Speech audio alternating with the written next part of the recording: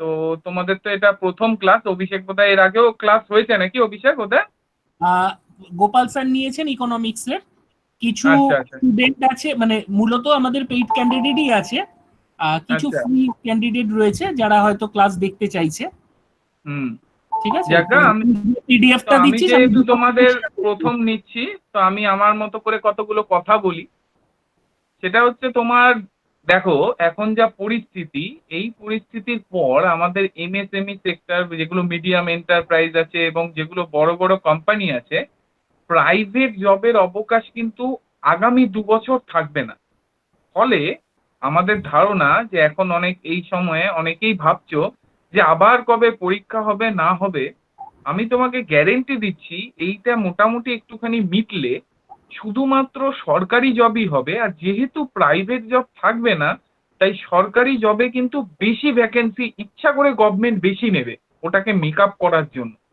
Private আর সেটার ক্ষেত্রে একটা পজিটিভ আছে, তোমার যেরকম জয়েনিং বেশি হবে, চাকরি যাতে পায় লোকে, তার জন্য সরকারকে ইনিশিয়েটিভ নিয়ে বেশি ভ্যাকেন্সি ক্রিয়েট করে জয়েন করাতে হবে। তেমনি ড্রব্যাকও আছে, প্রাইভেট জব না থাকার জন্য সবাই কিন্তু সরকারি চাকরির জন্য পড়বে। তো তোমাদের দুটো হবে, যে একটা পরীক্ষা প্রচুর হবে, এটা আমি লিখে দিচ্ছি। যারা ভাবছো যে না হবে না, ধীরে সুস্থে করি, কবে হবে তার তো ঠিক নেই, ডিমোটিভেটেড হচ্ছ, তাদের জন্য, তাদের মতো বোকামি কিন্তু কেউ করছে না, মানে তার কেউ নয়।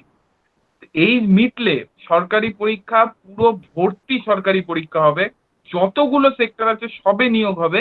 কারণ বেসরকারি জবকে কিন্তু সরকারের মেকআপ করতে হবে, বেসরকারি চাকরি হবে না। তেমনি এই সময়টাকে প্রচন্ড ভাবে কাজে লাগানো দরকার। কারণ সরকারি চাকরি আজ অব্দি যতটা ইজি ভাবে, ইজি তো কখনোই নয়, কিন্তু যেটা যেটুকু খেটে পাওয়া যাচ্ছিল, এখন কিন্তু তার থেকে অনেক বেশি খাটতে হবে। কারণ পরীক্ষা দেওয়ার পরিমাণ, লোকজনের পরিমাণ এবং তাদের প্রিপারেশন কিন্তু আরো বেশি ভালো হবে। তাই এই সব, এই যে সময়টা তোমরা পাচ্ছ, এটাকে অভিশাপ হিসেবে না, আশীর্বাদ হিসেবে ধরো। প্রচুর ভাবে নিজেকে এগিয়ে নাও। এই সময় ফাঁকা সময়, বাড়ির কাজও খুব একটা মা বাবা বলবে না, নিজের পড়ানো নেই, হয়তো একটুখানি আর্থিক কষ্ট বা এদিক ওদিক হতে পারে, কিন্তু সময় অঢেল। নিজেকে একবারে সম্পূর্ণ করে তৈরি করে নাও 2 মাস। প্রতিটা দিন 24 ঘন্টা এইভাবে হিসেব করে নিজের ঘন্টার পড়া পড়ার সময় পড়বে একদম। প্রতিদিন, আমি তোমাকে বলছি, প্রতিদিন তুমি যদি দিনে 6 ঘন্টা পড়তে পারো, এবং এইভাবে যদি আগামী 2 মাস, মানে 30 30 60 দিন প্রতিদিন 6 ঘন্টা করে যদি তুমি পড়তে পারো, তুমি যদি 360 ঘন্টা পড়ো, তোমার ডাব্লিউবিসিএস এর হাফ পড়া হয়ে যাবে। হাফ না হলেও 40 থেকে 45% হয়ে যাবে। আমি আবার তো, পুরনো যারা আছে তারা জানে, একটা কথা বলি তোমাদের, আরেকবার বলছি। সেটা হচ্ছে, আমি মাঝখানেও একটা কথা বলবো, সেটা মাঝে।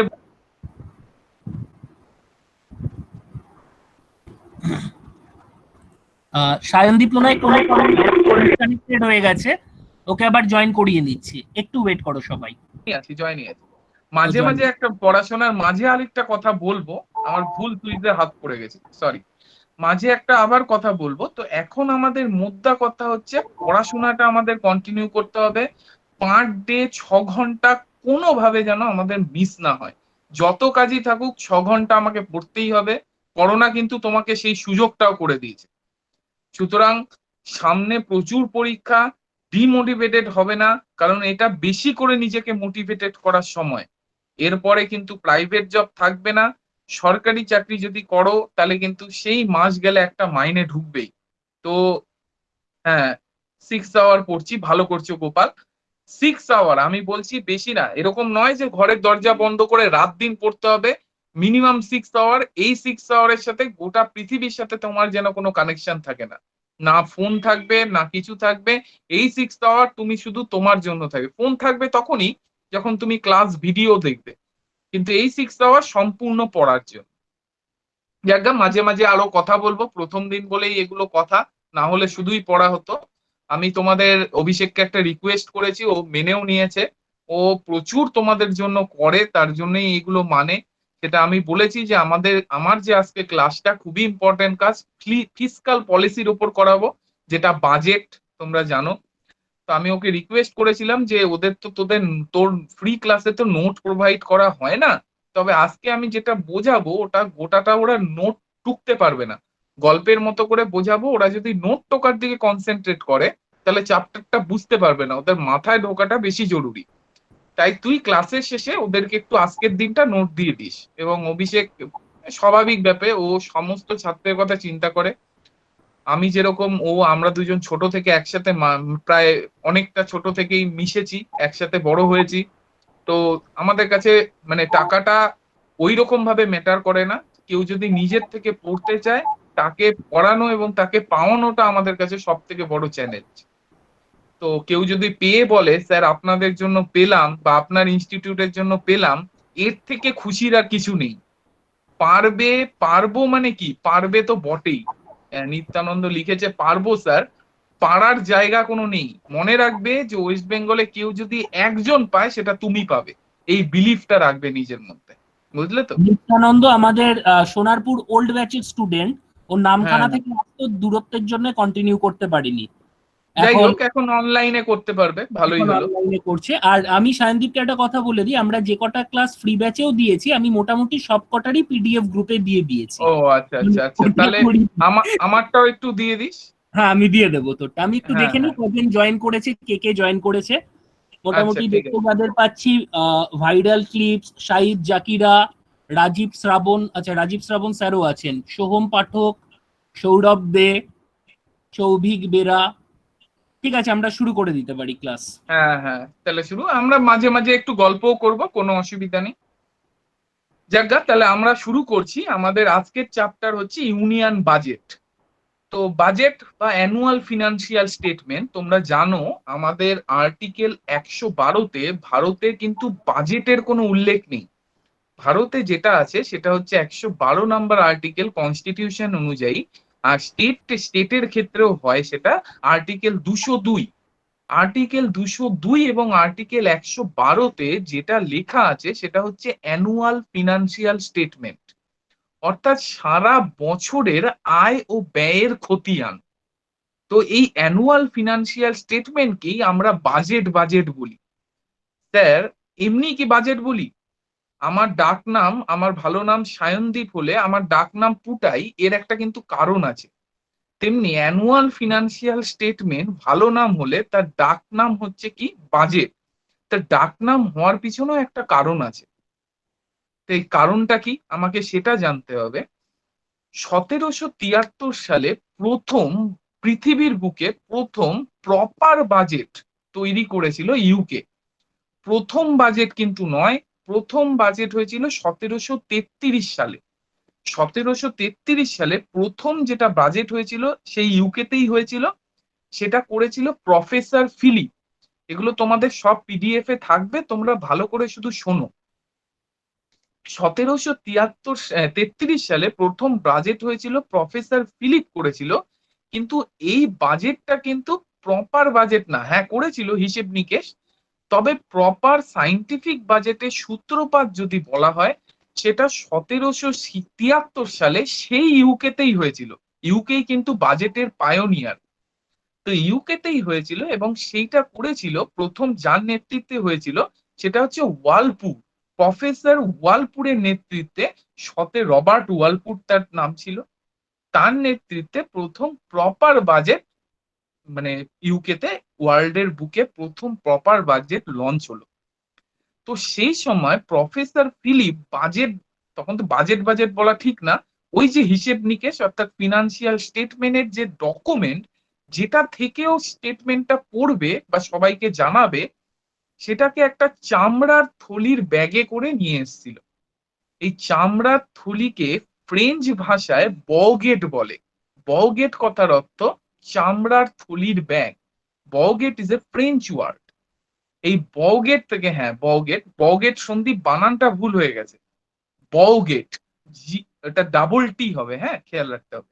যাক, তো এই বগেট তার অর্থ হচ্ছে চামড়ার থলির ব্যাগ। তিনি এই ফিনান্সিয়াল ডকুমেন্টটা চামড়ার থলির ব্যাগ থেকে বের করেছিলেন, অর্থাৎ বগেট থেকে বের করেছিলেন বলে সেই থেকে তার ডাকনাম হয়েছে বাজেট। এই জন্য অ্যানুয়াল ফিনান্সিয়াল স্টেটমেন্টকে আমরা বাজেটও বলে থাকি। ঠিক আছে, তাহলে আমাদের কি মনে রাখতে হবে, কে প্রথম করেছে? 1733-এ যেটা হয়েছে সেটা কিন্তু ওটাই প্রথম বাজেট। পরীক্ষায় তোমাদের তাই লিখতে হবে, কিন্তু ওটা কিন্তু প্রপার বা সাইন্টিফিক বাজেট না। যদি সাইন্টিফিক বাজেট তোমাকে জিজ্ঞেস করে তাহলে তোমাকে বলতে হবে 1773, প্রফেসর ওয়ালপুর। হ্যাঁ, ওই জন্যই একদম ঠিক, ভাইরাল। কি নাম এটা, যাই হোক, যাই হোক, যে হ্যাঁ ওই জন্যই ওটা বাজেট নাম। এবং এই জিনিসটা সুরজিৎ, ওই জন্যই এটা বাজেট নাম, লেদারের ব্যাগ থেকে বের করেছিল।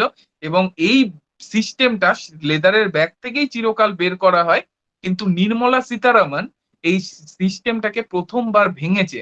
উনি, মানে উনি এই পশু হত্যার বিরোধী, তাই জন্য উনি লেদার ব্যাগ না এনে লাল রঙের একটা পাটের জুট ব্যাগ নিয়ে এসেছিলেন। তো যাই হোক, উনি অন্যরকম, হ্যাঁ উনি অন্যরকম জিনিস করেছিলেন। তো আমরা মেন পড়ায় চলে যাই। সেটা হচ্ছে এই আমাদের যে, তাহলে আমাদের মনে রাখতে হবে যে অ্যানুয়াল ফিনান্সিয়াল স্টেটমেন্ট আমাদের ইন্ডিয়া বা কান্ট্রির ক্ষেত্রে আছে আর্টিকেল 112-তে, আর আর্টিকেল 202-তে আছে স্টেট ফিনান্সিয়াল স্টেটমেন্ট, অর্থাৎ স্টেটের যে বাজেট হয়।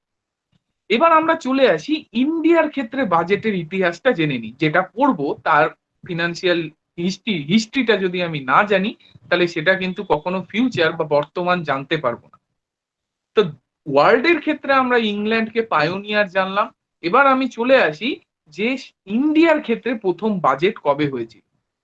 ইন্ডিয়ার ক্ষেত্রে তোমরা জানো, হিস্ট্রিতে পড়েছো, 1858 সালে মহারানী ইন্ডিয়ার ক্ষমতা ইস্ট ইন্ডিয়া কোম্পানি থেকে মহারানী নিজের হাতে নিল। ক্রাউন রুল শুরু হলো ইন্ডিয়াতে, হিস্ট্রিতে সবাই জানো। তো এই মহারানী যখন ক্ষমতা নিল, তখন এতদিন তো ইস্ট ইন্ডিয়া কোম্পানি চালাতো। হ্যাঁ হ্যাঁ, এগুলো অরূপ, এগুলো যখন তুমি জয়েন করবে, এগুলোর প্রত্যেকটা ভিডিও ক্লাস অ্যাভেলেবেল আছে। তখন তুমি ভিডিওতে রেকর্ডিং ভিডিও অ্যাভেলেবেল আছে চ্যাপ্টার গুলো, কিন্তু আপাতত তো হচ্ছে না। যখন তুমি জয়েন করবে, রেকর্ডিং ভিডিও এগুলো প্রত্যেকটা চ্যাপ্টারের পাবে, কোনো অসুবিধা নেই।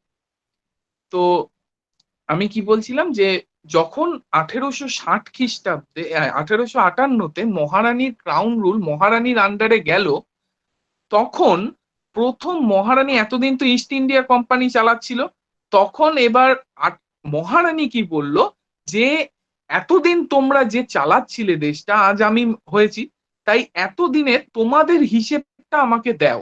তোমরা ইস্ট ইন্ডিয়া কোম্পানি কি হিসেব নিকেশ করেছো সেটা আমি দেখতে চাই। এবং এর জন্য, হ্যাঁ এর জন্য 1860 খ্রিস্টাব্দে ইস্ট ইন্ডিয়া কোম্পানি তাদের যাবতীয় প্রিভিয়াস হিসেব নিকাশ মহারানীর কাছে পেশ করেছিল। বলা যেতে পারে ওটাই ভারতের প্রথম written document annual financial statement হিসেবে। কিন্তু ওটা কিন্তু গভর্নমেন্ট করেনি, করেছিল কে? ইস্ট ইন্ডিয়া কোম্পানি মহারানীর কাছে ওটা দিয়েছিল। ভারতের প্রথম প্রপার ডকুমেন্ট, প্রপার যদি তুমি বলতে চাও, তাহলে সেটা হয়েছিল 1869 খ্রিস্টাব্দে, যেটা ভাইস রয়ের পক্ষ থেকে প্রথম বাজেট করা হয়েছিল, অ্যানুয়াল ফিনান্সিয়াল স্টেটমেন্ট করা হয়েছিল। এবং এই যে বাজেট 1869 সালের এই বাজেটের দায়িত্ব কে নিয়েছিল? James Wilson. ইন্ডিয়ার প্রথম বাজেটের সূত্রপাত কিন্তু 1860-এ, ওই কিন্তু ওটা কিন্তু ইস্ট ইন্ডিয়া কোম্পানির প্রথম, যদি প্রপার বাজেট বা গভর্নমেন্টের তরফ থেকে বাজেট বলা হয়, সেটা কিন্তু 1869 সালে 1869-এ জেমস উইলসন করেছিল। হ্যাঁ জয়, না 1867 নয়, ওটা 1869 হবে প্রথম পাবলিশ। হ্যাঁ, ইস্ট ইন্ডিয়া কোম্পানিটা একদম 1860-এ ওরা বাজেটিং করেছিল। ওটা বাজেটটা ডকুমেন্ট পেশ করতে ওদের অনেকটা সময় লেগেছিল, 1866-67-তে গিয়ে ওরা ডকুমেন্ট। কিন্তু তোমাকে যদি সাল জিজ্ঞেস করে, তোমার উত্তর কিন্তু হবে ইস্ট ইন্ডিয়া কোম্পানি যেটা বাজেট দিয়েছিল ওটা 1860 সালের বাজেট দিয়েছিল। যাই হোক, তো এই হচ্ছে ভারতের ক্ষেত্রে ইতিহাস। এরপর স্বাধীনতার পরে তোমরা জানো সম্মুখন চেট্টিয়ার আমাদের বাজেট পড়ে প্রথম, তো সেগুলো বিষয়ে আমি একটু পরে আসছি। তো আমাদের দেশে, হ্যাঁ উইলসন, একদম জেমস উইলসন। তো আমাদের ক্ষেত্রে বাজেট পড়ার আগে, অ্যানুয়াল ফিনান্সিয়াল পড়ার আগে এর কতগুলো ভিত্তিযুক্ত জিনিস বা এর বেসিক ফ্যাক্ট গুলো জেনে নিতে হবে। ফার্স্টেই বলে নি, তোমাদের একটু কনস্টিটিউশনের দিকে আমি ঘেঁষি, যদি বুঝতে হয় কোনো কিছু ছাড়া কোনো সাবজেক্ট হয় না, তাই বোঝার জন্য তোমাদের একটু কনস্টিটিউশনের দিকে ঘেঁষি। সেটা হচ্ছে অ্যানুয়াল ফিনান্সিয়াল স্টেটমেন্ট কিন্তু আসলে একটা মানি বিল, ঠিক আছে? এবার স্যার মানি বিল আবার কোত্থেকে এলো? মানি বিল কোন জিনিস? হ্যাঁ, মানি বিল আমাদের মেন যেগুলো জিনিসকে মানি বিল বলা হয়, হ্যাঁ, আর্টিকেল 110 অনুযায়ী মানি বিল সেই জিনিসগুলোকে বলা হয়। তার কোন কোন জিনিসগুলো মানি বিলের শর্ত কি, এটা আমি তোমাদের একটু ছোট্ট করে বলে দিই। 1 নাম্বার মানি বিলের শর্ত হতে হবে সেই বিলটা যদি ট্যাক্স রিলেটেড হয়, ট্যাক্সকে বন্ধ করা, ট্যাক্স চালু করা, ট্যাক্সকে অল্টার করা, একটা ট্যাক্সের কিছু পরিমাণ কমানো, ট্যাক্সের পরিমাণ বাড়ানো, অর্থাৎ ট্যাক্স সম্পর্কিত যে কোনো বিল হচ্ছে মানি বিল। নেক্সট, আমাদের গভর্নমেন্টের যে ফান্ড, গভর্নমেন্ট তার খরচ বহন করার জন্য যে আলমারিতে টাকা রাখে তার নাম হচ্ছে কনসলিডেটেড ফান্ড অফ ইন্ডিয়া। এই কনসলিডেটেড ফান্ড অফ ইন্ডিয়া অর্থাৎ গভর্নমেন্টের আলমারি থেকে কিছু টাকা বের করা এবং সেই আলমারিতে কিছু টাকা ঢোকানো, এই সম্পর্কিত যাবতীয় কিছু মানি বিলের মধ্যে পড়ে। আপৎকালীন খরচ এবং কিছু অদৃশ্য খরচ বহন করা, যেগুলো সরকার প্ল্যান করে রাখে না, এইগুলো বহন করার জন্য আরেকটা আলমারি রেখেছে, সেটা হচ্ছে কন্টিজেন্সি ফান্ড অফ ইন্ডিয়া। এই আপৎকালীন আলমারিতে টাকা ঢোকা এবং টাকা বের করা, এই আলমারির সমস্ত হিসেব নিকেশও কিন্তু কিসের মধ্যে পড়ে? মানি বিলের মধ্যে পড়ে। এছাড়া আলমারির টাকা শেষ, এবার বাইরের আলমারি, পাশের বাড়ির আলমারি, মানে অন্য কোনো দেশ থেকে আমি টাকা ধার নিচ্ছি, সেই ধার নেওয়া মানে অন্যের আলমারিতে গিয়ে হাত মারা বা অন্যের আলমারি থেকে ধার নেওয়া এবং সেই ধার নেওয়া টাকার খরচ করা, এটাও কিন্তু এই আমার মানি বিলের মধ্যে পড়ে। তাহলে নিজের দুটো আলমারি, একটা কনসলিডেটেড, একটা কন্টিজেন্সি, আর পাশের বাড়ির আলমারি মানে অন্য কোনো দেশের থেকে ধার নেওয়া আলমারির হিসেব এবং তার খরচ কিভাবে হচ্ছে সেটা, ট্যাক্সের সমস্ত হিসেব নিকেশ, এই সব কটাই মানি বিলের মধ্যে পড়ে। আর আমাদের অ্যানুয়াল ফিনান্সিয়াল স্টেটমেন্টও কিন্তু একটা মানি বিল। এই মানি বিল পাস করার বিভিন্ন রকম প্রসিডিওর আছে, অর্থাৎ অ্যানুয়াল ফিনান্সিয়াল স্টেটমেন্ট বা মানি বিল, এটাও যেহেতু একটা মানি বিল, এটা পাস করার একটা প্রসিডিওর আছে। কি প্রসিডিওর তোমরা সবাই জানো, জয়ের, দেবব্রত, ওরা তো জানেই, পুরনো যারা স্টুডেন্ট। যাই হোক, সোহমকে দেখছি না, সোহম, যাই হোক, তো আমি প্রসিডিওরটা একটুখানি বলি নতুনদের জন্য, ভালো করে শুনবে। যদিও আমি একটু কিন্তু পল সায়েন্স, কিন্তু যেহেতু এটার সাথে রিলেটেড তো তোমাকে শুনতেই হবে। যাজ্ঞা, হ্যাঁ, তো মানি বিল পাস করাতে গেলে, কোনো মানি বিলকে বা অ্যানুয়াল ফিনান্সিয়াল স্টেটমেন্টকে তুলতে গেলে বা মানি বিলকে তুলতে গেলে প্রথম প্রেসিডেন্টের রিকমেন্ডেশন লাগে। প্রেসিডেন্টের কাছে বিলটা পাঠাতে হয় এবং প্রেসিডেন্ট যদি বলে যে হ্যাঁ এটা প্রপার বিল এবং এটা তুমি তুলতে পারো, তবেই মানি বিল তোলা যায়। আর্টিকেল 110 অনুযায়ী এই মানি বিল হয়। হ্যাঁ, কেউ কি সাউন্ড অন করেছে নাকি? আচ্ছা, ঠিক আছে।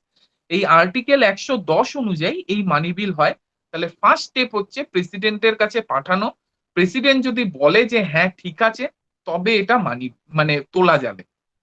ফার্স্ট, এবার কোনো বিল প্রেসিডেন্টের কাছে পাঠানোর আগেও ওটা মানি বিল নাকি, এই মানি বিল কি মানি বিল নয়, এটা বিচার করার দায়িত্ব কিন্তু স্পিকারের। ওটা যদিও মানি বিল পাশের স্টেপের মধ্যে পড়ে না, স্পিকার প্রথম ঠিক করে বিলটাকে দেখে যে আমি যে শর্তগুলো, এই যে আলমারির শর্তগুলো বললাম, ওইগুলোর মধ্যে পড়ছে কিনা। স্পিকার ঠিক করে যে হ্যাঁ বিলটা মানি বিল, তারপর ওটা প্রেসিডেন্টের কাছে যায়। হ্যাঁ, প্রেসিডেন্ট তখন বলে যে এটার সাথে দেশের কোনো স্বার্থ সংঘাত বা দেশের কনস্টিটিউশনে কোনো স্বার্থ সংঘাত হচ্ছে না, ঠিক আছে, এই বিলটা তোমরা তুলতে পারো। এরপর মানি বিল প্রথম তোলা যায়। মানি বিল প্রথম তোলা হয়, মানি বিল তোলা যায় একমাত্র লোকসভাতে। লোকসভা, রাজ্যসভায় কিন্তু মানি বিল তোলা যায় না। লোকসভাতে মানি বিল পাশ হওয়ার পর সেই বিলটা যায় রাজ্যসভাতে। লোকসভায় মানি বিল কোন মেজরিটিতে পাশ হয় এত ডিটেলস আমি গেলাম না, এগুলো তোমরা পল সায়েন্সে পড়বে। সিম্পল মেজরিটি, স্পেশাল মেজরিটি, এগুলো। হ্যাঁ সোহম, একদম সিম্পল মেজরিটি। কিন্তু আমি এই ভিডিওতে অতটা ডিটেলসে যাচ্ছি না, কারণ এটা ইকোনমিক্স ক্লাস। যাই হোক, তো লোকসভায় মানি বিল পাস হওয়ার পর সেটা যায় রাজ্যসভায়। রাজ্যসভা ওটার সাথে দুটো জিনিস করতে পারে। একটা, ওটা 14 দিনের মধ্যে পাস করতে পারে, অথবা ওটাকে 14 দিনের মধ্যে রিকনসিডারেশনের জন্য আবার লোকসভায় পাঠাতে পারে। যদি 14 দিনের মধ্যে রাজ্যসভা থেকে কোনো অ্যাপ্রোচ না আসে, তবে ধরে নেয় যে রাজ্যসভা বিলটা পাশ করে দিয়েছে। তাহলে রাজ্যসভা দুটো পারে, 14 দিনের মধ্যে পাশ করতে, অথবা 14 দিনের মধ্যে বিলটাকে রিকনসিডারের জন্য লোকসভায় ফেরত পাঠাতে। যদি পাশ করে দেয় তাহলে তো ওয়েল এন্ড গুড। যদি রিকনসিডারে পাঠায় তাহলে লোকসভা সেটাকে কনসিডার করে, এবং তারপরে রাজ্যসভার আর কিছু করার ক্ষমতা থাকে না। এবার কনসিডার করে যখন পুনরায় রাজ্যসভায় পাঠায়, রাজ্যসভাকে ওটা পাশ করতেই হবে, হি ইজ বাউন্ড। আর কোনো রিকনসিডারের কেস নেই। তাহলে এবার রাজ্যসভা পাশ করার পর ওটা চলে যায় প্রেসিডেন্সিয়াল অ্যাসেন্টের জন্য। একটা প্রশ্ন আসতে পারে, প্রেসিডেন্ট তো শুরুতে স্যার রেকমেন্ড করেছেই, আবার কিসের প্রেসিডেন্টের সই? হ্যাঁ, প্রেসিডেন্ট মানি বিলে দুবার নিজের ভূমিকা পালন করে। প্রেসিডেন্ট তো প্রথমে রেকমেন্ড করার পরেই ওটা উত্থাপিত হয়, কিন্তু তাই বলে সই করার অধিকার কেড়ে নেওয়া হয় না। লাস্টে সইটাও কিন্তু প্রেসিডেন্ট করে। এত কষ্ট করে আমাদের মানি বিল আলটিমেটলি পাস হয় এবং সেটা ইমপ্লিমেন্টেড। আমাদের অ্যানুয়াল ফিনান্সিয়াল স্টেটমেন্ট, যেটা ফিনান্স মিনিস্টার সে পড়ে অন বিহাফ অফ প্রেসিডেন্ট, পড়ে on behalf of prime minister কিন্তু নয়। এটার একটা প্রশ্নতে অনেকের প্রবণতা থাকে যে on behalf of prime minister, on behalf of parliament নয়। আমাদের finance minister annual financial statement পড়ে অন বিহাফ অফ প্রেসিডেন্ট। প্রেসিডেন্টে এবার সবকিছু হলো অ্যানুয়াল ফিনান্সিয়াল স্টেটমেন্ট, আমাদের ফিনান্স মিনিস্টার পড়লো কি অন বিহাফ অফ প্রেসিডেন্ট। ঠিক আছে, আমাদের এবার যদি আমাদের দেশের আমি একটুখানি আলোচনা করি, যে আমাদের দেশে সেই 1869 সালে প্রপার বাজেট যখন তখন সেটা ছিল ফিনান্সিয়াল বাজেট। এই ফিনান্সিয়াল বাজেট বা ক্যানিং এর সময় ইস্ট ইন্ডিয়া কোম্পানি যেটা করেছিল সেটাও করেছিল ফিনান্সিয়াল বাজেট। কিন্তু ফিনান্সিয়াল বাজেট চলতে চলতে এর মধ্যেই সব কভার করতে করতে গভর্নমেন্ট ধীরে ধীরে বুঝতে পারলো যে ভারতবর্ষে রেলের বিস্তার এত দ্রুত হচ্ছে যে রেল বাজেট ফিনান্সিয়াল বাজেটের বেশিটাই গিলে নিচ্ছে। রেলের প্রপার বাজেটিং করতে গিয়ে ফিনান্সিয়াল বাজেটটা হ্যাম্পার হয়ে যাচ্ছে এবং রেল বাজেট বিশাল বড় জায়গা নিয়ে নিচ্ছে। কারণ ভারতবর্ষের মতো দেশে রেলের বিস্তার প্রথম দিকে একটুখানি কম হলেও ধীরে ধীরে সেটা 1900 দশকের শুরুতে, 19th সেঞ্চুরির শুরুতে ওটা মাত্রাতিরিক্ত হয়ে যায়। ভারতবর্ষের দিকে দিকে রেল ব্যবস্থা ছড়িয়ে পড়ে এবং রেল ব্যবস্থায় ভারতে তখন যাতায়াতের ক্ষেত্রে কমপ্লিট মনোপলি প্রায় অর্জন করে নেয়। কোথাও থেকে কোথাও যেতে গেলে রেলই ভয়ঙ্কর হয়ে দাঁড়ায়, তখন রেলই একমাত্র উপায়, তখন এত বাস টোটো ছিল না। যাই হোক, তো রেল বাজেট ফিনান্সিয়াল বাজেটের অনেকটা জায়গা খেয়ে নিচ্ছিল, তাই প্রয়োজন হয়েছিল রেল বাজেটকে ফিনান্সিয়াল বাজেট থেকে আলাদা করা। এবং সেই মতো 1921 সালে অ্যাকওয়ার্থ কমিটি তৈরি হলো, এবং এই অ্যাকওয়ার্থ কমিটির ওপর লেখার দরকার নেই, সবই তোমার নোটে আছে। এই অ্যাকওয়ার্থ কমিটির ওপর দায়িত্ব দেওয়া হলো, কমিটিটার নাম কি মাথায় গেঁথে নাও, অ্যাকওয়ার্থ কমিটি। এই অ্যাকওয়ার্থ কমিটির ওপর দায়িত্ব দেওয়া হলো যে রেল বাজেট এবং ফিনান্সিয়াল বাজেটকে আলাদা করা যায় নাকি, বা সেটা নিয়ে কি মেজার দিচ্ছে সেটা দেখার। এবং অ্যাকওয়ার্থ কমিটির সুপারিশ ক্রমে 1924-25, ভারতে আবার 24 হয় না, কেউ সন্দীপ লিখেছে 24, দীপন 24, 24 is not the term in India, ইন্ডিয়াতে হচ্ছে 24-25। ইন ইন্ডিয়াতে 1924-25 যে বাজেট, যেটা 24 সালে পড়া হয়েছিল, সেটাতে রেল বাজেট এবং জেনারেল বাজেট দুটো আলাদা সেগমেন্ট হলো। অর্থাৎ ফিনান্সিয়াল বাজেট ভেঙে গিয়ে একটা হলো জেনারেল বাজেট আর আরেকটা হলো রেল বাজেট। এবং জেনারেল বাজেটে ডেট ঠিক করা হয়েছিল, জেনারেল বাজেট আমাদের ইন্ডিয়াতে পড়া হতো লাস্ট ওয়ার্কিং ডে অফ ফেব্রুয়ারির শেষ ওয়ার্কিং ডে, এবং রেল বাজেট পড়া হলো 2 working days before general budget. দুদিন আগে, জেনারেল বাজেটে 2টো ওয়ার্কিং ডে আগে রেল বাজেট পড়া হতো। পরিষ্কার, রেল বাজেটটা 28 তারিখ পড়া হতো, জেনারেল বাজেট 28-এ পড়া হতো না 27-এ পড়া হতো এটা নয়, না 29-এ পড়া হতো, রেল বাজেট পড়া হতো ফেব্রুয়ারির শেষ ওয়ার্কিং ডে। কিন্তু ধীরে ধীরে এই রেল বাজেট জেনারেল বাজেট আলাদা করা হতো, কিন্তু আমাদের এনডিএ গভর্নমেন্ট এইটাকে, এই দুটো আলাদা করাকে কিন্তু প্রপার মনে করেনি, যুক্তিসঙ্গত মনে করেনি। নিশ্চয়ই তার নিজস্ব কোনো কারণ আছে। তো 2017 সালে 87তম বাজেটে এই রেল বাজেট এবং জেনারেল বাজেটকে আবার একত্রিত করে দিল কে? অরুণ জেটলি দুটো বাজেটকে একত্রিত করে সেই প্রাচীন ফিনান্সিয়াল বাজেট আবার করলো। আবার নাম হলো ফিনান্সিয়াল জেনারেল বাজেট। সুমন, একটুখানি যদি বন্ধ করা যেত সুমন। করে ফেলেছো। হ্যাঁ ঠিক আছে, থ্যাংক ইউ সুমন। তো জেনারেল বাজেট আর রেল বাজেটকে একত্রিত করে তৈরি হলো কে? আমাদের তৈরি হলো ফিনান্সিয়াল বাজেট, যেটা 87তম বাজেট 2017 সালে অরুণ জেটলি পড়ল। আর সঙ্গে 2017 সালে এই যে last working day of February, এই কনসেপ্টটাকেও তুলে দিল। এখন আর ফেব্রুয়ারি লাস্ট ওয়ার্কিং ডে না, নিজের ইচ্ছা মতো বাজেট পড়া যায়। ঠিক আছে, এই পার্টিকুলার বাজেটের না না না সোহম, 1 ফেব্রুয়ারি নয়, এটা 15 ফেব্রুয়ারিও পড়তে পারে। বাজেটের পার্টিকুলার ডেট এখন আর নেই। হ্যাঁ হ্যাঁ একদম সোহম, 1 ফেব্রুয়ারি 2017-তে অরুণ জেটলি যে বাজেট পড়েছিল সেটা ফিনান্সিয়াল বাজেট, অর্থাৎ জেনারেল বাজেট আর রেল বাজেট মার্জ হয়ে গেছিল। এবার আমি আলোচনায় আসি যে বাজেট ক রকমের হয়। মূলত বাজেট আমরা মোট 4টে টাইপের পড়ব।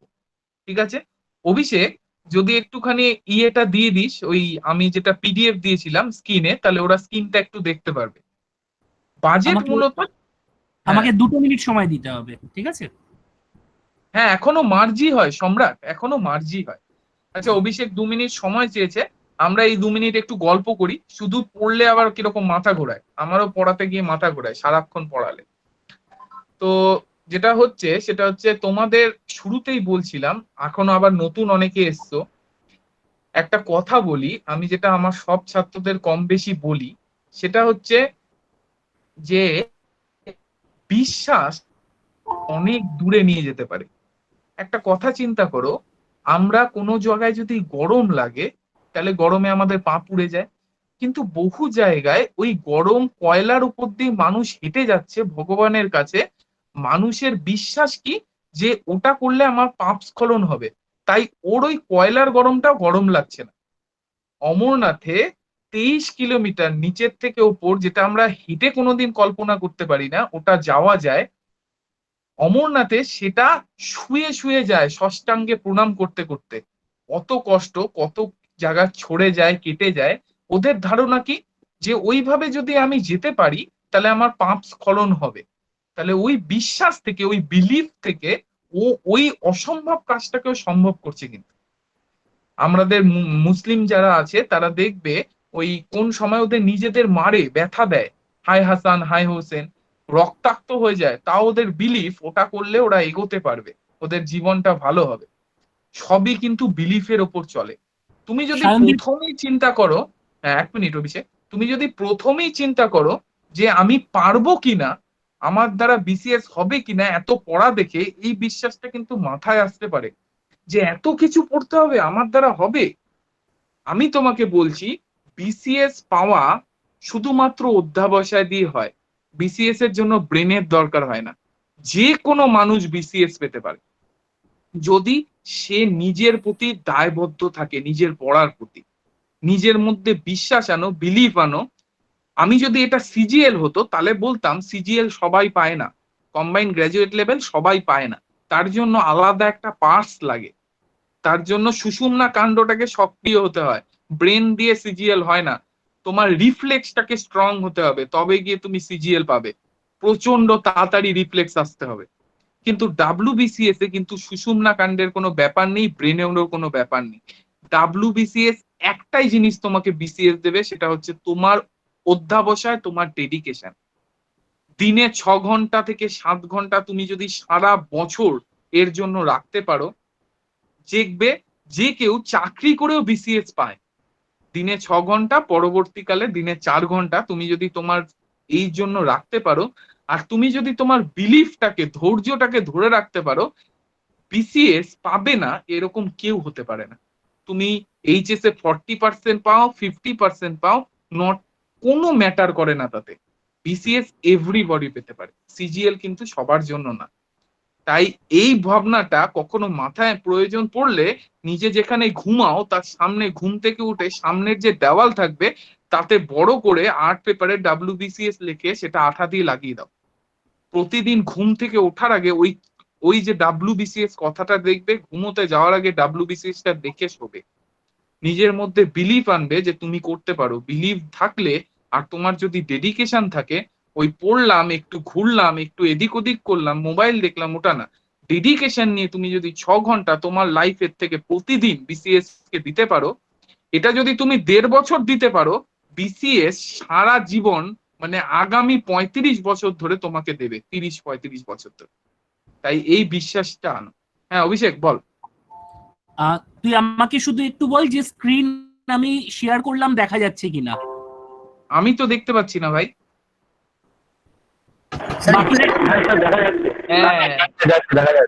এবার দেখে যাচ্ছে, এবার পাচ্ছি পাচ্ছি, এবার দেখতে আচ্ছা, পাচ্ছি, আমি আমি তাহলে দেখতে সাউন্ডটা অফ পাচ্ছি। করে নিচ্ছি, 1 মিনিট একটু না অফ না করছি। শ্রমিক, এই অভিষেক, হ্যাঁ ভাই, এটা এই পেজটা না, এর পরের, মানে এর 2 নাম্বার পেজটাতে, এটা তোল একটু ওপর দিকে।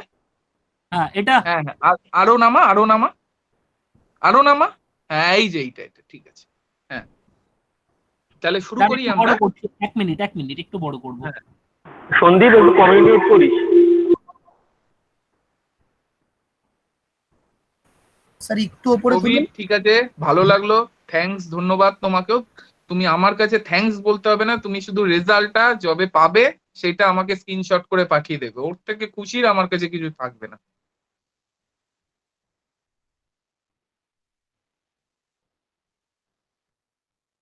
এটা কি ভক্তিপদ? ভক্তিপদ, ধন্যবাদ। মোটিভেট করা, মোটিভেট করে তোমরা যাতে পাও, এই জন্যই তো আমাদের আশা, বলো। আচ্ছা এবার আমি চলে যাই, অভিষেক হয়েছে, তাহলে আমি শুরু করি।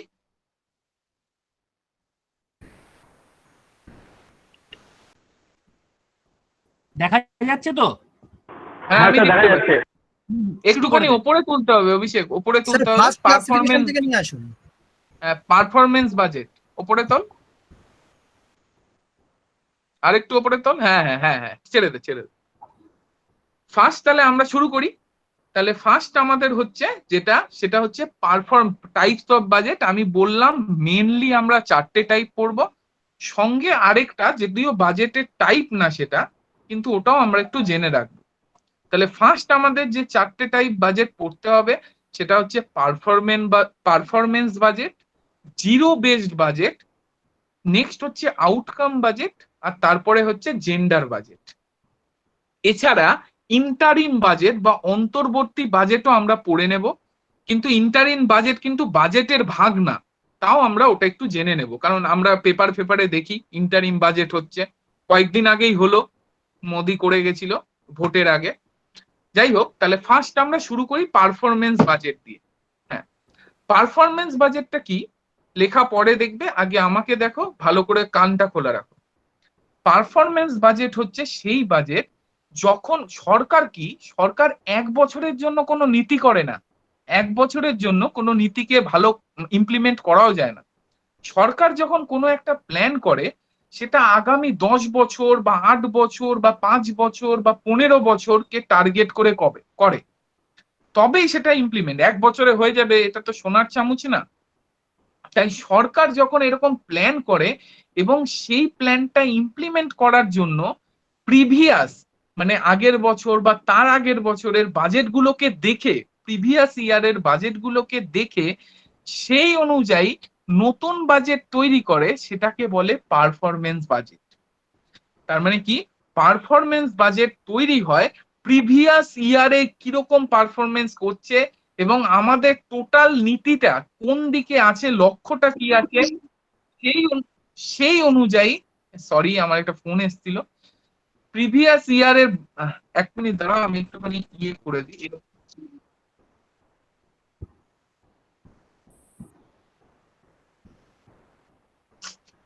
1 মিনিট দাঁড়াও, হ্যাঁ, ওয়েট।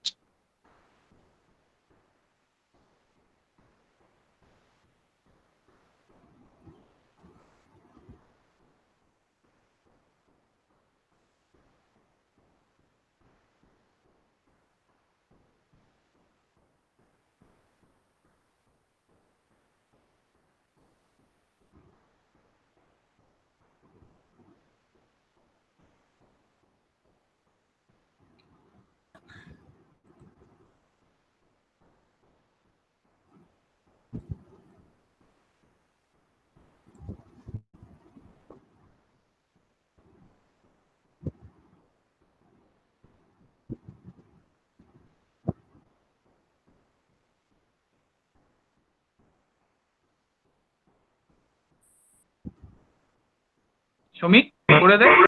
আমার ফোন চলে এসেছিল, আমি সে ইয়ে করতে, এরোপ্লেন মোড করতে ভুলে গেছি, সরি সরি।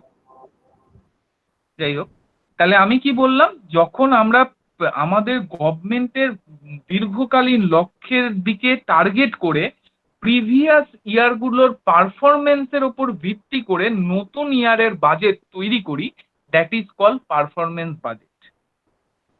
এবার আমার লক্ষ্য ঠিক আছে, আমি লক্ষ্য করেছি এবং আমি সেই লক্ষ্য অনুযায়ী চলতে গিয়ে প্রিভিয়াস ইয়ারের বাজেটগুলো দেখলাম এবং দেখলাম যে ওগুলো কোনো বাজেট ঠিকঠাক করাই হয়নি। মানে বাজেট যেভাবে করেছি আমি প্রিভিয়াস ইয়ারে, আমার লক্ষ্যের দিকে আমি এগোচ্ছি না, অর্থাৎ আমার পদ্ধতিটা, চলার পথটা ভুল ছিল, কোনো কার্যসিদ্ধি হচ্ছে না এতে আলটিমেটলি। এরকম ভাবে প্রিভিয়াস ইয়ারের বাজেট যখন ফেলিয়ার মনে হয়, তখন সেই বাজেটগুলোকে, প্রিভিয়াস ইয়ারের সমস্ত বাজেটকে দূরে সরিয়ে রেখে নতুন ভাবে, ফ্রেশ ভাবে, কোনো ভিত্তি ছাড়া নতুন করে নতুন ভাবে বাজেট তৈরি করা হয়। এইটাকে বলে জিরো বেস বাজেট, অর্থাৎ যে বাজেটের কোনো ভিত্তি নেই। পরিষ্কার? যখন দেখে যে লক্ষ্য পূরণ করার জন্য আমার পিছন দিককার সব বাজেট ভুলভাল, অর্থাৎ আমি লক্ষ্যের দিকে ঠিকঠাক এগোতে পারছি না, তখন প্রিভিয়াস সমস্ত বাজেটকে দূরে সরিয়ে সম্পূর্ণ নতুন ভাবে, ফ্রেশ ভাবে যে বাজেট করা হয়, সেটাকে বলে জিরো বেস বাজেট, অর্থাৎ যে বাজেটের কোনো বেস নেই। জিরো বেস বাজেট সম্পর্কে আমাদের ধারণা আছে, যেখানে আয় আর ব্যয় সমান, সেটা কিন্তু একবারে নয়। জিরো বেস বাজেট মানে ভিত্তি, যার প্রিভিয়াস ইয়ারের কোনো ভিত্তি নেই। প্রিভিয়াস ইয়ারের ওপর করলে পারফরমেন্স বাজেট, আর প্রিভিয়াস ইয়ারকে দূরে সরিয়ে রেখে করলে সেটাকে বলে জিরো বেস বাজেট। নেক্সট আমি চলে আসছি আমাদের আউটকাম বাজেটে। এক্ষেত্রে আউটকাম বাজেট, এটা কিন্তু প্রচুর প্রশ্ন আছে, ভালো করে শুনবে। আউটকাম বাজেটের ক্ষেত্রে কি হয়, আউটকাম বাজেটের ক্ষেত্রে মনে করা হয় গভর্নমেন্ট কিছু কিছু স্পেশাল স্কিমে প্রচুর পরিমাণ টাকা অ্যালট করে, যেমন মিড ডে মিল, খাদ্য সুরক্ষা যোজনা। এগুলো হচ্ছে গভর্নমেন্টের হাই প্রোফাইল প্ল্যান, বা নেহেরু রোজগার যোজনা, বা প্রধানমন্ত্রী গ্রামীণ সড়ক যোজনা। এই যে প্ল্যানগুলো আছে, এগুলো হচ্ছে মানে ভয়ঙ্কর big budget plan. Mid day মিলে প্রায় দেখা গেল 2 লক্ষ কোটি টাকার প্ল্যান। এই রকম হিউজ অ্যামাউন্ট যে প্ল্যানগুলোর সাথে ইনভলভ, সেই প্ল্যানগুলোতে সারা বছরের টাকা গভর্নমেন্ট একবারে অ্যালট করে না। গভর্নমেন্ট কি করে, বছরটাকে 4খানা কোয়ার্টারে ভাগ করে নেয়। কোয়ার্টার মানে 3 মাস 3 মাস 3 মাস 3 মাস, 4টে কোয়ার্টারে। প্রথম 3 মাসের জন্য অ্যালটমেন্ট হয় এবং সেই অ্যালটমেন্টের ভিত্তিতে 3 মাস পর একটা ছোট পর্যালোচনা হয়। এই পর্যালোচনায় কিন্তু সমস্ত স্কিমকে আর ঢোকানো হয় না, শুধুমাত্র সেই হিউজ পরিমাণ অর্থ যেগুলো স্কিমে লেগে আছে শুধু সেই স্কিমগুলোকেই ইনক্লুড করা হয় এবং দেখা হয় যে এই 3 মাসে যে অর্থটা অ্যালট হয়েছে সেটা প্রপার ইউটিলাইজেশন হচ্ছে কিনা, স্কিমটা প্রপারলি ইমপ্লিমেন্টেড হচ্ছে কিনা। যদি হয় তবেই তার পরের 3 মাসের অ্যালটমেন্ট হয়, না হলে স্কিমটা বন্ধ করে দেওয়া হয় যাতে অত হিউজ পরিমাণ টাকা নষ্ট না হয়। বছর শেষে গিয়ে দেখলো ঠিকঠাক ইমপ্লিমেন্টই হয়নি, অথচ 2 লক্ষ কোটি টাকা নষ্ট। সেই হিউজ আর্থিক লস যাতে না হয় তাই প্রতি 3 মাস অন্তর অন্তর এই বিগ স্কিমগুলোকে রিভিউ করা হয়। এই যে 3 মাস অন্তর যে রিভিউ হয় বিগ স্কিমগুলোর, এই যে 3 মাস অন্তর অন্তর রিভিউটাকে বলে আউটকাম বাজেট। অর্থাৎ ওই বিগ স্কিমগুলোর আউটকাম কি হচ্ছে, সরকার এটা স্কিমগুলো ঠিকঠাক চলছে কিনা সেটাকে অ্যানালাইজ করার জন্য তো করে। তাহলে আউটকাম বাজেট বোঝা গেল। ইন্ডিয়ার ক্ষেত্রে 2005-06 সালে প্রথম এই আউটকাম বাজেটের স্কিমটা ইমপ্লিমেন্ট করা হয়েছিল, কনসেপ্টটা কাজে লাগানো হয়েছিল। আউটকাম বাজেট তাহলে ক্লিয়ার। আউটকাম বাজেট কিন্তু সবকিছু সবার সব স্কিমে নয়, বারবার মাথায় ঢুকিয়ে নাও। Outcome budget is for those scheme যেগুলো হাই মানি, যেগুলোর সাথে ইনভলভ আছে। সরকার যাতে বছরের শেষে যদি ফেসে যায় 2 লক্ষ টাকা ডুবিয়ে, তার থেকে 3 মাস অন্তর অন্তর রিভিউ করা ভালো। আশা করি ক্লিয়ার হয়ে গেছে সবার। এবার লাস্টেরটা চলে যাই। লাস্টেরটা তোমরা সবাই জানো, জেন্ডার বাজেট।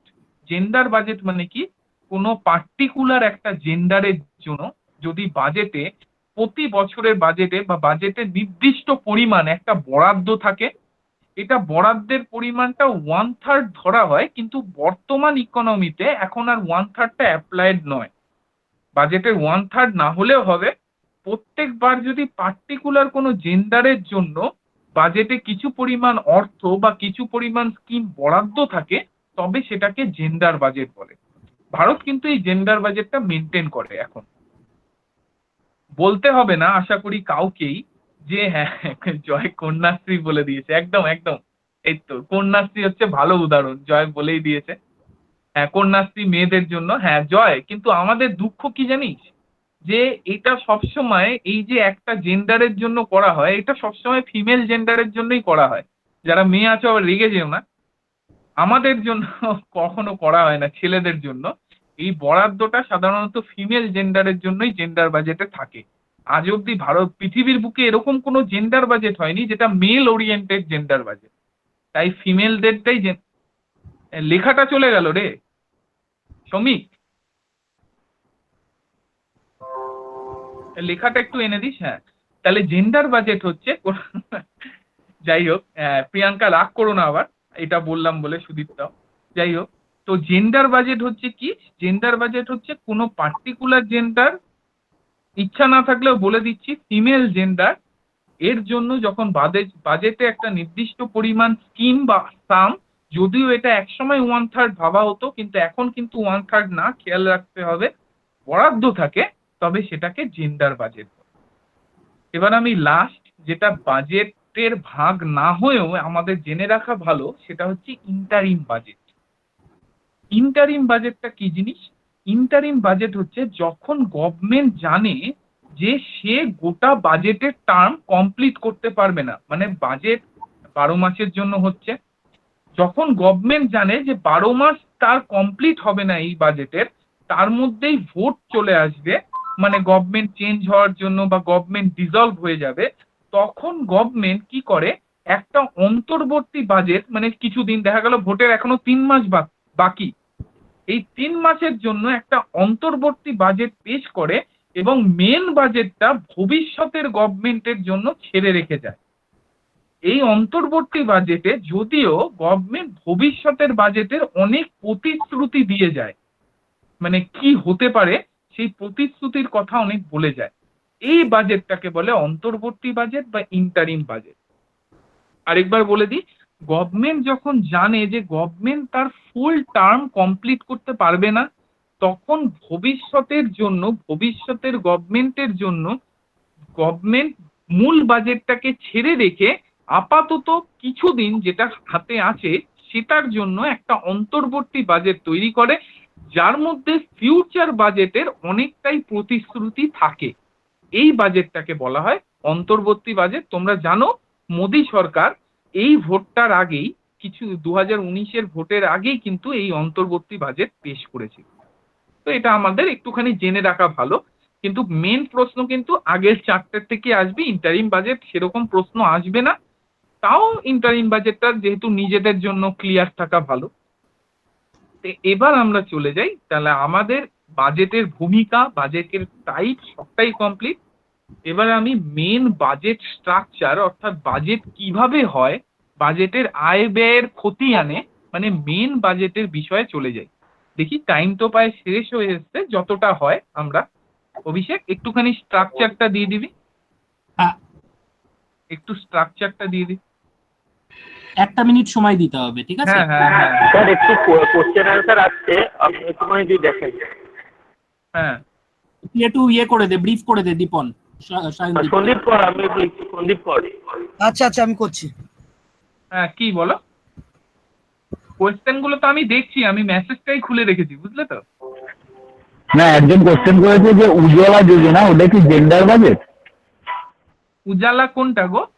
উজালা তো একটা আছে এলইডি স্কিম, আর একটা আছে হচ্ছে হ্যাঁ। উজালা হচ্ছে একটা এলইডি স্কিম, আর একটা হচ্ছে আমাদের ফ্রিতে গ্যাস, গ্যাস ডিস্ট্রিবিউশন। তো এটা যেটা ফ্রিতে গ্যাস ডিস্ট্রিবিউশন সেটা মহিলাদেরকেই দেওয়া হয়। তাই ফ্রিতে গ্যাস ডিস্ট্রিবিউশনটা কিন্তু কোনো ছেলে গেলে পাবে না উজালা স্কিমে, ওটাকে জেন্ডার বাজেটের আন্ডারেই ধরা হয় একদম। কে বললো এটা?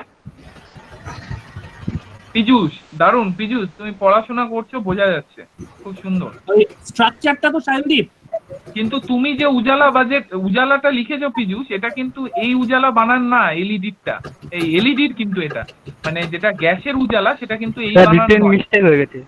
হ্যাঁ হ্যাঁ হ্যাঁ, প্রেজেন্ট স্কিমের মধ্যে দেখবে আমাদের অভিষেক তো দেবেই, তোমাদের তো ইয়েতে হবেই, মেন যখন তোমরা ক্লাস করবে তখন তো এগুলো হবেই। প্রেজেন্ট স্কিম দাঁড়া, পরে। 19খানা স্কিম আমাদের পড়তে হয়, খুব ইম্পর্টেন্ট। প্রেজেন্ট স্কিমের ভিডিও আছে 4খানা, রেকর্ডেড ভিডিও, তোমরা ওটা দেখলে তোমাদের প্রেজেন্ট স্কিম একদম ক্লিয়ার হয়ে যাবে এনডিএ গভর্নমেন্টের। স্যার একটা কোয়েশ্চেন করেছে যে difference between money bill and financial বিলটা একটু বলবেন? সুদীপ্ত করেছে। মানি বিল, ফিনান্সিয়াল বিল তো পল সায়েন্সের জিনিস। অভিষেক কি পারমিশন দেবে বলার আমাকে? ওটা কিন্তু ভাই, ইকোনমিক্সের জিনিস নয়। 8টা থেকে আবার ক্লাস আছে পরেরটা ভাই। হ্যাঁ 9টা থেকে বল, 9টা থেকে জিওগ্রাফি ক্লাস। তো জিওগ্রাফি ক্লাস। হ্যাঁ, এই তাহলে আর স্ট্রাকচারটা দিসই না, কারণ এখন তো হবে আমি না, দিয়ে দিয়েছি স্ট্রাকচার অনেক স্ট্রাকচার। দিয়ে দিয়েছি। আচ্ছা ঠিক আছে, বলে দে, পরের ক্লাসটা 10 মিনিট পরে শুরু করব, ঠিক আছে? আচ্ছা আচ্ছা, স্ট্রাকচারটা তাহলে একটু ওদের ব্রিফ করে দিই, নেক্সট দিন ভালো করে হবে আবার। কারণ 9টা থেকে তো আবার তোমাদের জিওগ্রাফি ক্লাস, ওটা বোধহয় পেইডদের ক্লাস না অভিষেক? হ্যাঁ, পেইড মেম্বারদের শুধু ওটা। ও আচ্ছা আচ্ছা, ঠিক আছে ঠিক আছে, তোমাদেরও হতো পরের ক্লাসটা, তোমরা যারা পেইড তারা করতে পারবে। তোমরা তাড়াতাড়ি ঢুকে যেও, তাহলে ক্লাসগুলো ভালো করে হবে আর কি। এবার তোমাদের পছন্দ হলে অবশ্যই, সেটা না, মানে ওটা বলছি না, মানে টোটাল প্রিপারেশনটা তোমাদের হতে থাকবে, তাহলে তোমাদেরও সুবিধা হবে, ওই জন্য বললাম। আচ্ছা, তো চলে আসছি। হ্যাঁ, বাজেটকে ফোরকাস্টিং ডেফিনেটলি বলতে পারি। আমাদের ফিনান্সিয়াল ফোরকাস্টিং, ওয়েদার ফোরকাস্টিং যেটা আলিপুর আবহাওয়া দপ্তর করে, আর ফিনান্সিয়াল ফোরকাস্টিং যেটা বাজেটের মাধ্যমে ফিনান্স ডিপার্টমেন্ট করে, ফিনান্স মিনিস্ট্রি করে, একদম। তাহলে এবার চলে আসছি, আমি সময় নষ্ট না করে, দেখো আমাদের বাজেটের স্ট্রাকচার। দেখো বাজেটের স্ট্রাকচার আমি আবার লিখে দিয়েছিলাম, অভিষেক এই টাইমের মধ্যে আবার ওটাকে করেও ফেলেছিস পিডিএফ, বাপরে বাপ। যাই হোক, বাজেট দুটো অ্যাকাউন্টে হয়, ঠিক আছে? আমাদের দুটো অ্যাকাউন্ট মেনটেন করা হয়। বাজেট, বাজেট তো ডেফিনেটলি আলমারি, তো আলমারির মধ্যে দুটো খোপ আছে, এক জায়গায় সব টাকা আমরা রাখি না। তো দুটো খোপ আলমারির কি কি? একটা হচ্ছে রেভিনিউ অ্যাকাউন্ট, আর একটা হচ্ছে ক্যাপিটাল অ্যাকাউন্ট। একটা রেভিনিউ অ্যাকাউন্টের খোপ, একটা ক্যাপিটাল অ্যাকাউন্টের খোপ। সন্দীপ, তোমার এটা কিন্তু একটু বোঝার ছিল, ভালো করে বুঝে নাও। হ্যাঁ স্যার, হ্যাঁ স্যার। হ্যাঁ, রেভিনিউ অ্যাকাউন্টের খোপ কোনটা? রেভিনিউ খোপ মানে কি? তার থেকে আমি টাকা রাখবো, সেখান থেকে আবার টাকা বের করব, মানে সেখানে আমাকে রিসিপ্টও পড়তে হবে টাকা রাখা, আবার এক্সপেন্ডিচার, সেখানে আমি কোন খরচ করব সেটাও আমাকে পড়তে হবে। তাহলে আবার ক্যাপিটাল অ্যাকাউন্টেও তাই, রিসিপ্টও আছে, কোথায় আমি খরচ করব সেটাও আছে। ফার্স্ট আমি চলে যাই রেভিনিউ রিসিপ্ট। রেভিনিউ অ্যাকাউন্টে আমি কোন টাকাগুলো রাখবো, সেই টাকাগুলোই রেভিনিউ অ্যাকাউন্টে রাখবো, একদম ক্লিয়ার ভিউ থাকে যেন, একদম ঠান্ডা মাথায় বোঝো। রেভিনিউ অ্যাকাউন্টে আমি সেই টাকাগুলো রাখবো যেই টাকাগুলোতে আমার কোনো হেডেক নেই, অর্থাৎ যে টাকাগুলো নিজের সাথে চাপ বা পিছুটান নিয়ে আসে না, যে টাকাগুলো আমি যেখানে ইচ্ছা যা ইচ্ছা করতে পারি। কিরকম ব্যাপার, মানে আমি যদি ট্যাক্সের টাকা পাই, ট্যাক্স থেকে টাকা যে গভর্নমেন্ট পাচ্ছে, আমি পাচ্ছি না, ট্যাক্স থেকে টাকা গভর্নমেন্ট পাচ্ছে, অর্থাৎ আমি ইনকাম ট্যাক্স গভর্নমেন্টকে দিলাম, আমি গভর্নমেন্ট এমপ্লয়, আমি তার জন্য স্যালারি পাচ্ছি, ইনকাম ট্যাক্স দিচ্ছি। গভর্নমেন্ট যে আমার থেকে ইনকাম ট্যাক্স পেলো, গভর্নমেন্ট সেই টাকা দিয়ে রাস্তা তৈরি করতে পারে, করোনার জন্য হসপিটাল তৈরি করতে পারে, সেই টাকা দিয়ে রেল কোচ তৈরি করতে পারে, সেই টাকা গঙ্গার জলে ভাসিয়ে দিতে পারে, সেই টাকায় আগুন লাগিয়ে পুড়িয়ে দিতে পারে, কোনো অসুবিধা নেই, সে যা ইচ্ছা করতে পারে। অর্থাৎ সেই টাকা গভর্নমেন্টের মাথায় হেডেক আনে না, কোনো পিছুটান আসে না, গভর্নমেন্ট যেখানে ইচ্ছা টাকাটা যা ইচ্ছা করতে পারে। এই রকম যা ইচ্ছা করার মতো যে টাকা কোনো হেডেক নিয়ে আসে না, সেই টাকাকে আমরা রেভিনিউ অ্যাকাউন্টের খোপে রাখবো, আলমারির রেভিনিউ খোপটায় রাখবো। পরিষ্কার? যে টাকা পিছুটান নিয়ে আসে না এরকম টাকা কোনগুলো দেখে নি। এই টাকাগুলো হচ্ছে দুভাবে আসে, একটা ট্যাক্স, একটা নন ট্যাক্স। ট্যাক্সে তো আমরা জানি যাবতীয় ট্যাক্স, সেগুলো গভর্নমেন্ট পায়, স্টেট গভর্নমেন্ট সেন্ট্রাল গভর্নমেন্ট ভাগ করে নেয়, ফিনান্স কমিশন ভাগ করে দেয়, যেখানে ইচ্ছা আমি ছড়িয়ে ছিটিয়ে দিলেও স্টেট গভর্নমেন্ট, ওটা আমার কিছু বলার নেই। স্টেট গভর্নমেন্ট সেন্ট্রাল গভর্নমেন্টের ক্ষেত্রে মাথায় কোনো হেডেক এই টাকার নেই। তাহলে এটা আমাদের সেন্ট্রাল গভর্নমেন্ট এটা আলমারি রেভিনিউ খোপে রাখছে। আর একটা হচ্ছে নন ট্যাক্সের মধ্যে কোনগুলো পড়ে, এই যে ফাইন, চালান, এই যে হেলমেট না পরার জন্য 100 টাকা ফাইন, ট্রেনের টিকিট না কাটার জন্য 372 টাকা, দুঃখের বিষয় আমাকেও দিতে হয়েছে। বেলগড়িয়াতে পড়াতে আসতে গিয়ে তাড়াতাড়ি ওঠার জন্য ট্রেনের টিকিট কাটতে পারিনি একবার, তার জন্য 372 টাকা, একদিন কাটিনি, একদিনে ফাইনও হয়ে গেছে, কি দুঃখ। যাই হোক, 300 টাকা ফাইন। এই যে এত, এইগুলো 372 লাগলেও 121 কোটির দেশে আমাদের অন অ্যান অ্যাভারেজ 100 কোটি টাকা প্রায় ফাইন কালেক্ট হয় পার ডে, সমস্ত গোটা দেশে সমস্ত ডিপার্টমেন্ট থেকে। বলা হয় আমরা প্রত্যেক ব্যক্তি প্রত্যেক দিন 1 টাকা করে অন্তত ফাইন দিই। তো এই যে হিউজ অ্যামাউন্টটা, তাহলে 30 দিনের একবার হিসেব করো, 1 বছরের একবার হিসেব করো, ব্যাপারটা 300 বা 200 টাকা বা হেলমেটের জন্য 100 টাকা হলেও গভর্নমেন্টের কাছে অ্যামাউন্টটা কিন্তু 100 না, ভয়ঙ্কর। তো এই যে ফিস, চালান, ইলেকট্রিক বিল দিতে দেরি হচ্ছে তার টাকা, সমস্ত কিছু নিয়ে এই যে টোটাল যে টাকা নন ট্যাক্স অর্থাৎ ফাইন, চালান, এগুলোর থেকে আমাকে আসে। আরেকটা বিষয় মনে রাখতে হবে, আমরা গভর্নমেন্ট যে ইন্টারেস্ট পায়, অর্থাৎ ভারত মনে করো মায়ানমারই মনে পড়লো কারণ দিয়েছে কিছুদিন আগেই, মায়ানমারকে 150 কোটি টাকা লোন দিয়েছে কোনো কাজের জন্য। মায়ানমার তার জন্য 10 কোটি টাকা করে ইন্টারেস্ট দিতে হচ্ছে। এই যে 10 কোটি টাকা মায়ানমারের থেকে যে ইন্টারেস্ট পেলো, এটাও কিন্তু কোনো পিছুটান নেই, বিন্দাস, এটাও উড়াও, কোনো অসুবিধা নেই। এই যে ইন্টারেস্টের টাকা যেটা অন্য দেশ থেকে পাচ্ছে, এই যে চালান, এই যে ফাইন, এই যে সমস্ত রকম ট্যাক্স, এই টাকাগুলো সমস্তটাই পিছুটান নিয়ে আসে না, তাই জন্য এটা রেভিনিউ রিসিপ্টের মধ্যে পড়ে, অর্থাৎ রেভিনিউর মধ্যে পড়ে, রেভিনিউ খোপে। এবার এর থেকে আমি যে রেভিনিউর থেকে যে এই খোপ থেকে আমি যে এক্সপেন্ডিচার করব, সেই এক্সপেন্ডিচারেরও একটা শর্ত আছে। কি শর্ত? সেই এক্সপেন্ডিচারটা হবে non asset or non profit making. খেয়াল রাখতে হবে, নন প্রফিট কিন্তু আমি ইকোনমির দিক থেকে বলেছি, মোরাল দিক থেকে নয়। এই যে রেভিনিউ রিসিপ্টের টাকা যেটা আমি খরচা করব, সেটা নন প্রফিট মেকিং বা নন অ্যাসেট মেকিং হতে হবে। সেটা কিরকম? আমি মনে করো স্যালারি দিচ্ছি বিভিন্ন গভর্নমেন্ট এমপ্লয়িকে, সেই স্যালারি কিন্তু আমাকে কোনো ইকোনমিক প্রফিট দিচ্ছে না, সে কাজ করছে কিন্তু ইকোনমিক প্রফিট দিচ্ছে না। কিন্তু এই যে বিডিও, ব্যাংকের, এবার বলতে পারো স্যার ওগুলো যদি না চলে তাহলে তো কিছুই চলবে না, তাহলে তো কাজ হবে কি করে? হ্যাঁ, ডেফিনেটলি সোশ্যাল ভাবে বা মোরালের দিক থেকে ওরা প্রচুর কাজ করছে, কিন্তু একটা বিডিওকে স্যালারি দিয়ে গভর্নমেন্ট কোনো ইকোনমিক্যাল প্রফিট পাচ্ছে না, গভর্নমেন্ট নিজের পলিটিক্যাল প্রফিট পাচ্ছে, ইকোনমিক্যাল প্রফিট কিন্তু বিডিওর থেকে হয় না। সাবসিডি 2 টাকা কেজি চাল, 3 টাকা কেজি চাল, হ্যাঁ সার্ভিস সেক্টর বিপন একদম। সাবসিডি 2 টাকা কেজি চাল, 3 টাকা কেজি চাল আমি দিচ্ছি, তার জন্য আমাকে চাল 29 টাকায় হয়তো সাবসিডি দিতে হচ্ছে, 30 টাকা সাবসিডি দিতে হচ্ছে। হ্যাঁ বলবি স্যার তাহলে তো না খেতে পেয়ে মারা যেত লোকজন। সোশ্যাল প্রফিট হচ্ছে, কিন্তু এই সাবসিডি দিয়ে, গ্যাসে সাবসিডি দিয়ে সরকারের কোনো ইকোনমিক্যাল প্রফিট হচ্ছে না। কিন্তু ডিফেন্সের জন্য বিভিন্ন ইকুইপমেন্ট আমরা অন্য দেশ থেকে কিনছি, এই বা আমাদের দেশের ডিফেন্স ইকুইপমেন্ট তৈরি করছি।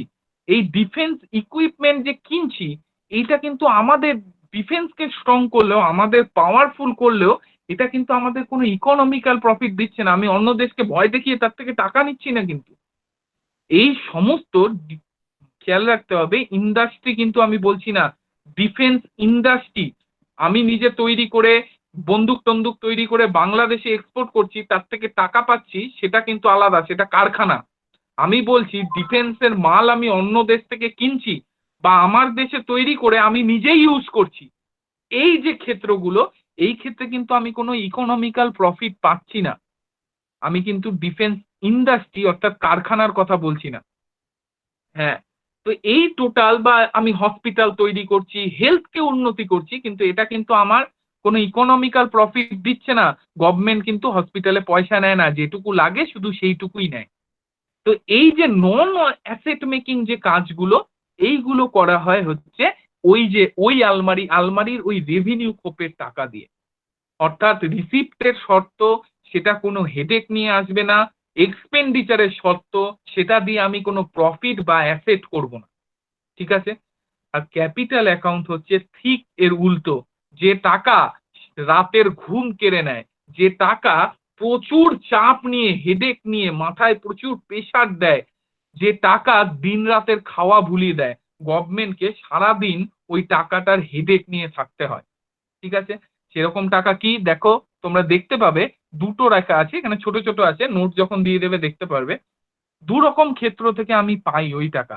একটা হচ্ছে বড়োইং, আমি ওয়ার্ল্ড ব্যাংক থেকে ধার নিলাম। ওয়ার্ল্ড ব্যাংক যখন তোমরা রেকর্ডেড ভিডিও তোমাদের পেইড ক্লাসে অভিষেক দেবে অনলাইনের, তখন তোমরা যখন ওয়ার্ল্ড ব্যাংক পড়বে জানবে ওয়ার্ল্ড ব্যাংকের দুটো সংস্থা আইবার্ড এবং আইডিএ, এই দুটোর থেকেই সব থেকে বেশি লোন গোটা পৃথিবীতে ইন্ডিয়া নিয়েছে।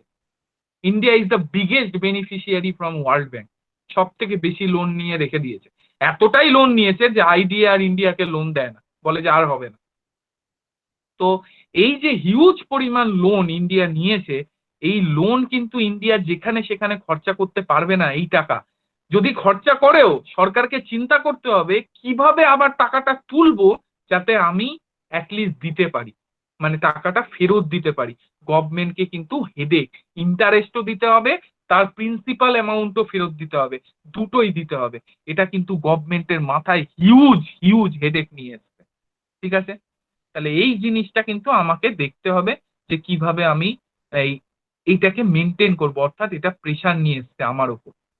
আর আরেকটা আছে ডিসইনভেস্টমেন্ট। ডিসইনভেস্টমেন্ট মানে কি?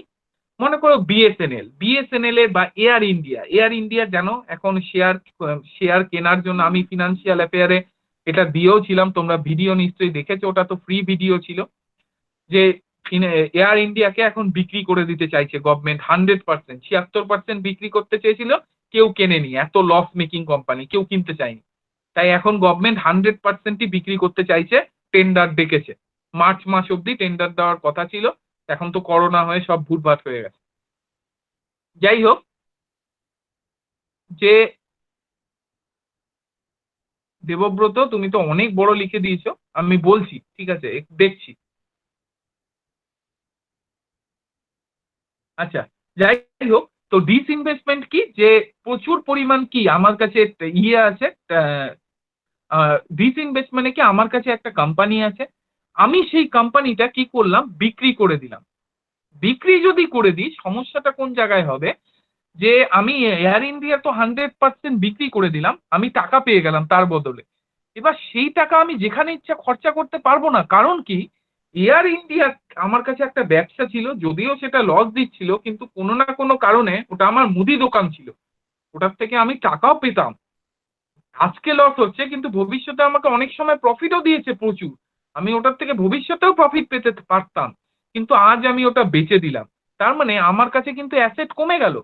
এবার আমি ওই টাকাটা নিয়ে আমাকে চিন্তা করতে হবে যে এই টাকাটা আমি অন্য কোথায় লাগালে আবার আমার অ্যাসেট তৈরি হবে, বা আবার আমার আরেকটা মুদি দোকান তৈরি হবে যেখান থেকে আমি ভবিষ্যতে টাকা কামাতে পারি। আমি একটা সুন্দর উদাহরণ দিয়ে বলছি, তোমার কাছে একটা বাড়ি আছে, তুমি বাড়িটা বিক্রি করে দিয়ে 50 লাখ টাকা পেলে। এবার তুমি লাফাচ্ছ, আমার কাছে 50 লাখ টাকা আছে, আমি ইউরোপে ঘুরতে যাব, তান্ত্রায় ডিস্কোতে যাব, বিএমডাব্লিউ কিনবো। কিন্তু তুমি যদি চিন্তা করো, তুমি কি তা করতে পারবে?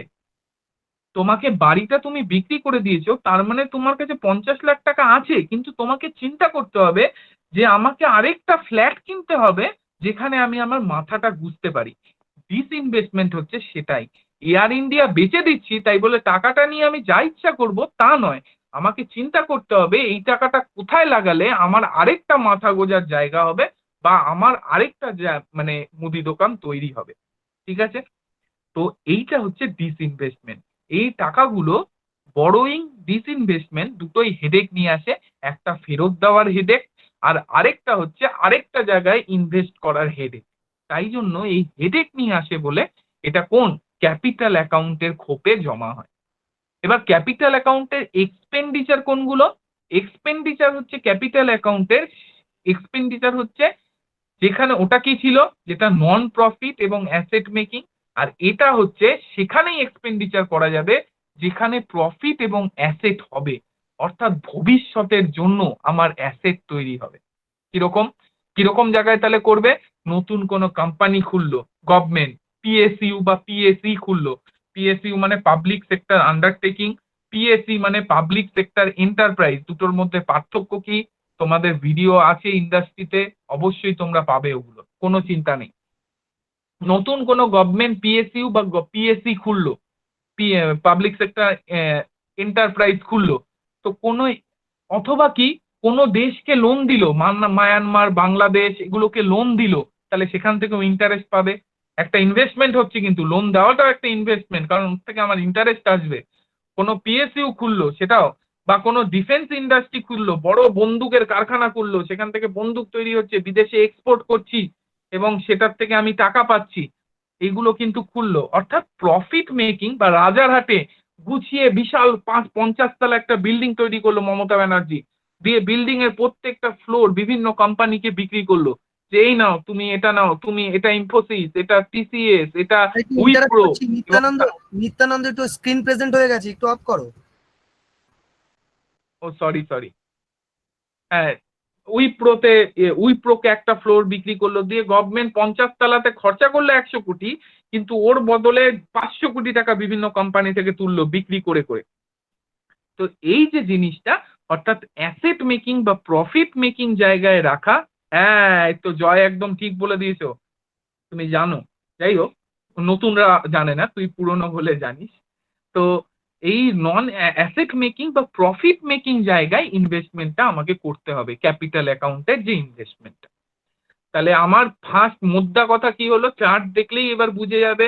রেভিনিউ রিসিপ্ট হচ্ছে, রেভিনিউ আলমারিতে যা টাকাটা রাখবো সেটা হচ্ছে কোনো পিছু টান ছাড়া টাকা, এবং সেখানে খরচা যে করব আমি সেটাও কিন্তু দেশের কল্যাণে বা ভালোর জন্য করব, চালানোর জন্য করব। ওটা কিন্তু আমি কোনোভাবেই, সেটা কিন্তু আমি, আচ্ছা এবার আমি চলে এলাম, ওই স্ক্রিন বন্ধ থাক সমী। কোনোভাবেই সেটা কিন্তু কি করব না, কোনোভাবেই কিন্তু সেটা অ্যাসেট মেকিং বা প্রফিট মেকিং হবে না। আর আমি ক্যাপিটাল অ্যাকাউন্টে আলমারিতে যে টাকাটা রেখেছি যে খোপে, সেটা কি হবে, যে টাকা হেডেক বা পিছুটান নিয়ে আসে, এবং যে টাকা কোনোভাবেই আমি কিন্তু এমনি খরচা করব না, যেটায় প্রফিট বা ভবিষ্যতের ফিউচার অ্যাসেট তৈরি হবে, সেক্ষেত্রেই খরচা করব টাকাটা। এবার কোনো কিছু যদি পরীক্ষায় আসে, ঠান্ডা মাথায় চিন্তা করে নেবে, আমার বলার মধ্যে যদি নাও থাকে, কনসেপ্ট তোমাদের ক্লিয়ার, চিন্তা করে নেবে যে সেটা প্রফিট মেকিং না প্রফিট মেকিং নয়। যদি প্রফিট মেকিং হয় বা অ্যাসেট মেকিং হয়, ফিউচারে আমি যদি ওটার থেকে টাকা পাই তবেই সেটা ক্যাপিটাল এক্সপেন্ডিচার। ফিউচারে যদি টাকা না পাই তবেই সেটা আমার কি আমার এমনি এক্সপেন্ডিচার, যেটা রেভিনিউ এক্সপেন্ডিচার। যদি পিছু টান নিয়ে আসে চিন্তা করে নেবে, যাই পরীক্ষা দিচ্ছে পিছু টান নিয়ে আসছে, গভর্নমেন্টের কি হেডেক থাকছে না, তাহলে সেটা রেভিনিউ রিসিভ। হেডেক থাকলে সেটা ক্যাপিটাল রিসিভ। ঠিক আছে, তোমাদের সাথে অনেক গল্প হলো, পড়াও হলো, গোটা চ্যাপ্টার শেষ হলো না। এরপরে আমাকে ডেফিসিট গুলো পড়তে হবে, budget deficit, primary deficit, revenue deficit, এইগুলো যেগুলো তোমার, হ্যাঁ হ্যাঁ এগুলো যেগুলো পড়ে সেগুলো তো না জিরো, এই হ্যাঁ অবকাশ একটা ভালো বলেছে যে যেগুলো জিরো ইন্টারেস্ট লোন সেগুলোতে যদি আমি বাইরের দেশ থেকে নিই, যেটা আমাদের আইডিএ প্রোভাইড করে জিরো ইন্টারেস্ট লোন, সেগুলোতেও কিন্তু আমার হেডেক থাকে, ইন্টারেস্ট দিতে হচ্ছে না কিন্তু প্রিন্সিপালটা কিন্তু ফেরত দিতে হয়। আর আরেকটা হয় গ্রান্ট। গ্রান্ট মানে যেটা ফ্রিতে দিচ্ছে উন্নতির জন্য, ওয়ার্ল্ড ব্যাংক গ্রান্ট দিয়েছে, ইন্ডিয়া অনেক পেয়েছে, যে তোকে 800 কোটি টাকা দিচ্ছি রাস্তা তৈরির জন্য, এটা তোকে ফেরত দিতে হবে না, গ্রান্ট। সেই টাকাটা কিন্তু আমার আসবে রেভিনিউ রিসিপ্টে, কারণ ওটা না ইন্টারেস্ট ফেরত দিতে হয় না প্রিন্সিপাল ফেরত দিতে হয়, গ্রান্ট বলে ওটাকে।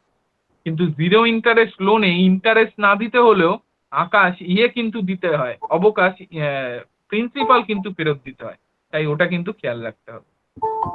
যাজ্ঞা অনেক কথা হলো। এরপরেও রিসিভ যেগুলো আমাদের deficit, budget deficit, primary deficit, বা যেগুলো হচ্ছে তোর এমনি ডেফিসিট, ওগুলো রয়ে গেল, ফিসকাল ডেফিসিট অবশ্যই তোমাদের হবে। নেক্সট ক্লাস অভিষেক যবে দেবে আবার হবে। আশা করছি তোমরা ততদিনে সবাই ভর্তি হয়ে যাবে, পেইড ক্লাসে ভর্তি হয়ে গেলে ভিডিওগুলো ইকোনমিক্সের পেতে শুরু করবে, ম্যাথেরও পেতে শুরু করবে, অনেক সাবজেক্ট তোমাদের সুবিধা হবে। ডেফিনেটলি তোমরা ভালো লাগলে ভর্তি হবে।